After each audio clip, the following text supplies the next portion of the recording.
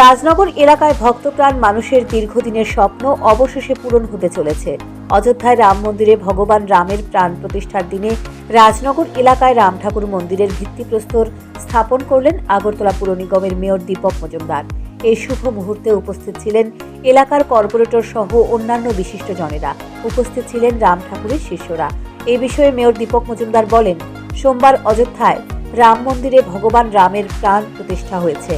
এই প্রাণ প্রতিষ্ঠাকে ঘিরে দেশের মানুষ অধীর আগ্রহে অপেক্ষা করেছিলেন। শেষ পর্যন্ত সেই স্বপ্ন পূরণ হয়েছে। এই বিশেষ দিনে রাজনগরের রাম ঠাকুরের শিষ্যরা মন্দিরের ভিত্তিপ্রস্তর স্থাপন করেছেন। তিনি উদ্যোক্তাদের এই মহতি কাজের জন্য ধন্যবাদ জানিয়েছেন। আজকে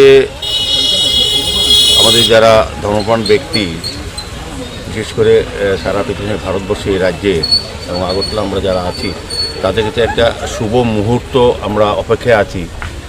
রামলালায় আমাদের অযোধ্যায় মূর্তি প্রতিষ্ঠা হবে, প্রাণ প্রতিষ্ঠা হবে এবং গৃহপ্রবেশ হবে। সেই শুভ দিনে আজকে আমাদের রাজনগর এলাকায় এখানে একটা আমরা শ্রী রামচন্দ্র দেবের শ্রী রাম ঠাকুরের আমরা একটা মন্দির প্রতিষ্ঠা আজকে কাজ শুরু হয়েছে।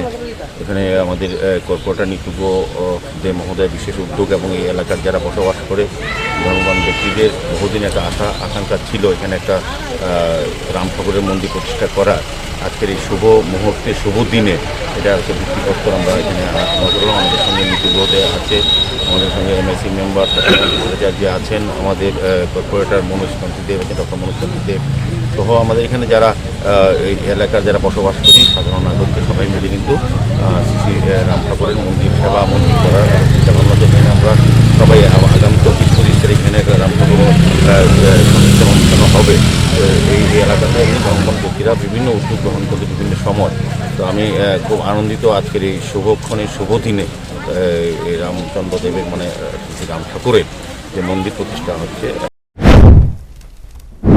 রাম ঠাকুর মন্দিরের ভিত্তিপ্রস্তর স্থাপনকে কেন্দ্র করে ভক্তদের মধ্যে ব্যাপক উৎসাহ প্রত্যক্ষ করা যায়।